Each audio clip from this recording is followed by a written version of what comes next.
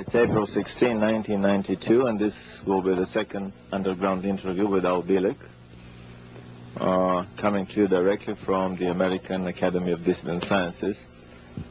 Al, would you summarize for our viewers, very briefly, for these that have not seen your first underground tape, what was the Philadelphia experiment and what was your part in it? Because all of our discussion in this second interview would be about what happened later and about some other projects that basically have not been commented about so far.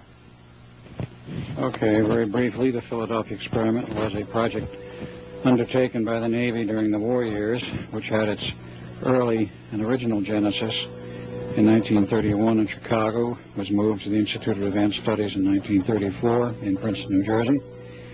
And by 1940, they had a functional test which proved they could produce invisibility on a Navy ship.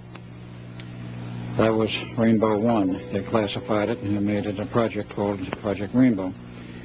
In March of 42, with Nikola Tesla having been the director since 34, he was to have a test of invisibility on a battleship. He deliberately sabotaged it because he refused to be responsible for the loss of life which he expected due to the extremely high electromagnetic power and energies involved to produce the invisibility effect. So Von Neumann took over, and in 1943, after a lot of preparation in mid to late 42 and in 43, they held the first test in July 22nd, 43, which was fully successful. The ship became invisible to radar as well as to the sight and to a camera. But they had some personnel problems, not super bad, but nevertheless those on deck were nauseous and ill and had to be removed after the ship returned to dock. The final test was 12 August 1943, and that one was a total disaster.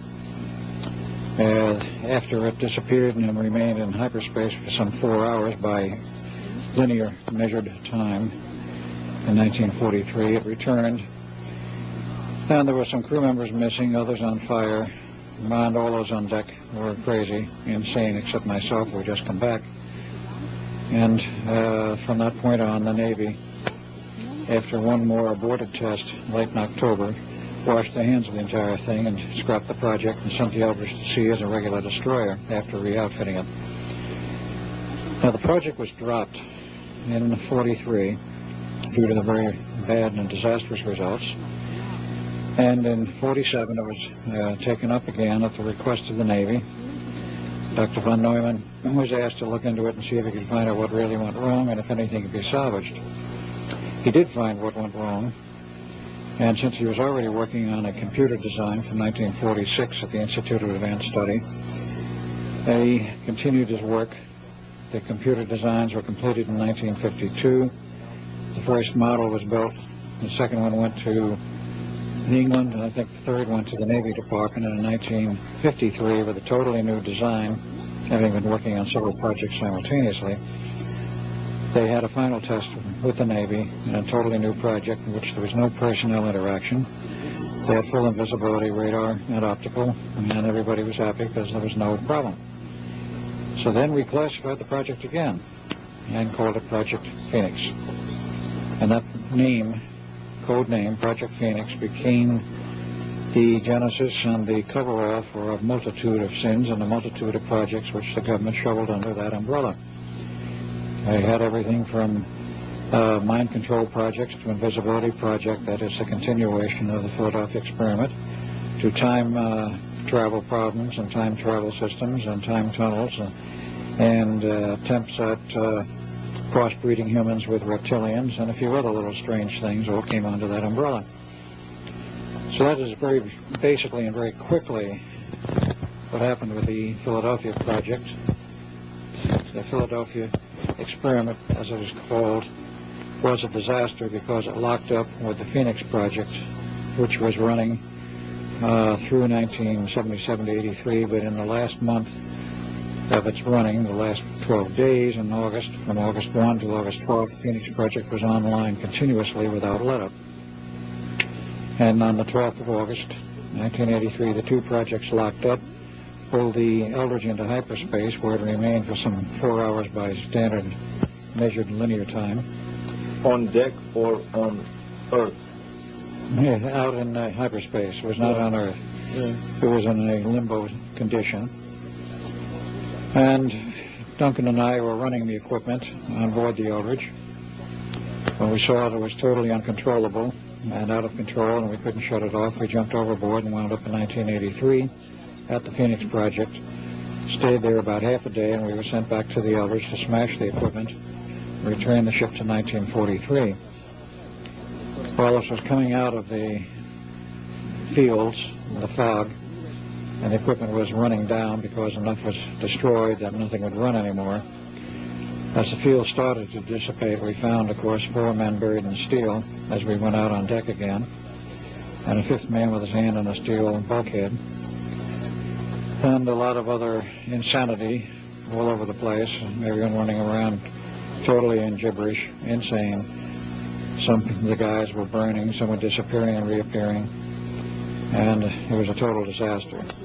Duncan took one look at this, jumped overboard, went to 1983, as later record showed, and that was before the fields totally collapsed. He was still able to get back. He didn't want any part of what he saw. The real reason for that, why he deserted ship, so to speak, and went back to the future, no pun intended on the movie, has been a subject of debate now for some 6 years, since we became aware of the interlocking projects, actually from about 88 onward. Why did he return to 83? The best answer I've been able to come up with was the fact that in the period of 1943, between the first and the second test of the Eldridge, then the Chief of Naval Operations, who was Admiral King, issued an order, which I found out about in the last few months, to the effect that if the second test was a failure, nobody was to leave the Eldridge alive. In other words, he proposed to kill everybody. Well, this was interdicted by a higher level order from the highest level in the Navy, which was the Secretary of the Navy, then James Forrestal, who countermanded the order. Duncan apparently knew about the original order, and I suspect did not know about the second order, and jumped overboard in a panic, thinking we're all doomed anyway, and looked at me before he jumped overboard like, well, aren't I coming along? I didn't. So it changed, in many respects, history, and definitely changed our personal history. Duncan was reborn later in 1951 in another body, and after he went through many escapades with the military and the Air Force from the time of age 18, which was 1978 onward, 68 onward, he left the Air Force and eventually wound up as part of the Phoenix Project in mid-70s. Again, in his second incarnation. In his second incarnation, as Duncan, in the same name. The first and the second Duncans were the same name, Alexander Duncan Cameron Jr. Father saw to that. And the second one was named that, according to what he told his 5th wife, who was Duncan's mother, in memory of its son who had died in World War II. And this is not a natural incarnation? No, it was not natural in any way. Made by machines, by some technology, by the government? By aliens, combining with the government, part of the Phoenix Project. Now, if you want to get into some of the other commentaries, many of the things which have come to light in the last few years have made this entire operation called Project Phoenix and the carry-on of the Philadelphia experiment, also Project Phoenix now, more than a little bit bizarre. When they perfected, that is, when they made a working experiment that was without hitch, without glitch, and without problems for personnel, of course the project became of great interest to the Navy and to other military services. After several generations of revamping, they finally came up with what is today commonly called the stealth technology. Now, the stealth technology basically involves not only... The real stealth technology. Yes, it involves not only special coatings placed on the stealth fighter and the stealth bomber, but also the full invisibility technology, which is on the B-1 bomber, has been for many years, and the B-2. on every Navy fighter aircraft in the fleet, on every fighter aircraft the Israelis have, on a number of other Air Force craft, and all of the super carriers. And this technology is now reduced to the portable size where an individual can be made invisible. So it's gone through many generations of revamping and shrinking of the size of the equipment, which says two things. One, solid-state technology has become of age, and you are now able to do in a very small package things that it once took a huge pile of equipment to do. Secondly, they've modified the equipment to some extent so that it is now possible to make it portable and still completely effective. What the principles now are that they're using, I don't know. I don't know if it bears a resemblance to the original procedures or not, but they do have it working. In fact, there's even a famous photo available of President Bush and his Secret Service man out fishing at Kennebunkport, Maine, in the surf. And in between the two of them, there was a fishing pole standing there fishing with nobody hanging onto it, quite invisible hands holding it up. This is rather a famous picture, and it is there. It has been publicized in a couple of newspapers, and it merely goes to show that the government has rather good control over this sort of thing. There are other stories, not apocryphal, but real. Yeah, this is the famous picture. Right. Famous picture, and we see the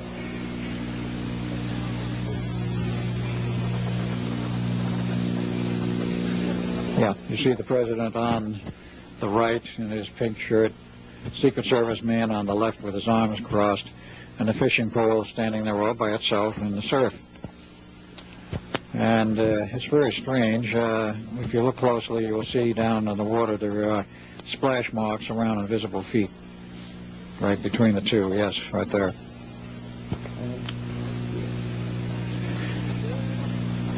Now the angle seems a little bit off in terms of the way the poles are fishing, but we don't have the full picture of exactly what bay they were in or where this was and exactly where their lines were actually anchored.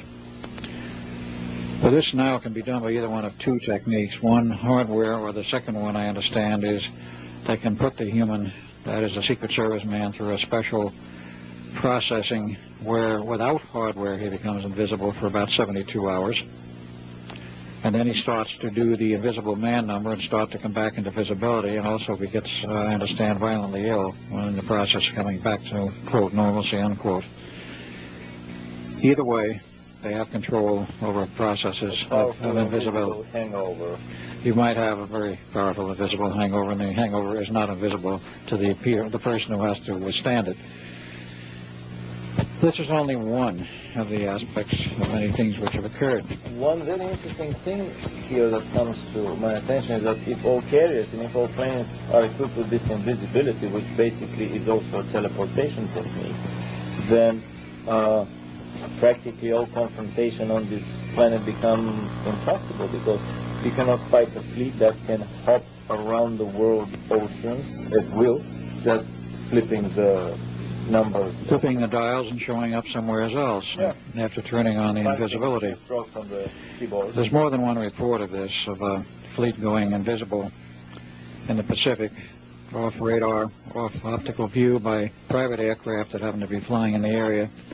And the fleet shows up a day later, so a couple of thousand miles away, and steaming under completely normal conditions where it doesn't appear like anything has happened, just so they've changed location in the meantime, and they were totally off all radar, not visible, and could not be tracked in that period of time. They made a quick jump of some type, and were there. How they explain this to the sailors, I don't know. How they explain to the personnel on board the ship that are not in on the equipment, because these big carriers and larger ships, everybody does not know about the equipment, only a handful of personnel, including the skipper, of course. Maybe this film, The Final Countdown, gives an idea of how this is explained. They simply said that it was a whirlwind, a cyclone with some time-changing characteristics that moved the ship back in time to the Pearl Harbor. attack. Yes, that film purported to be fictional, and they got away with it, you might say, by showing it as a freak of nature. Well, nature does not engage in those kind of freaks, not so far as we know at any time. My information was that it was a real test. They had the equipment on board. It was the Nimitz, and they were the first ones to be so equipped. And they went back into the past on direct orders to the day before Pearl Harbor with the intent of whoever gave the orders that the aircraft on the Nimitz would wipe out the invading Japanese fleet before there was an attack and prevent the attack and thereby change history. Well, as it showed in the movie, one of the civilian observers along was arguing with the captain. He says, do you want to play God and change all history? He says, if you do, he says, you don't know how many people will be living who might otherwise have died in the attack, and you can change the whole structure, as it were, of our history and the possible outcome of the war. And nonetheless, in the actual movie, the skipper did not win. He started the attack, but then in the movie, the natural phenomena closed in on him and the attack was canceled. In fact, I understand that the skipper got cold feet and called off the attack and pulled the planes back and then returned the ship to current time.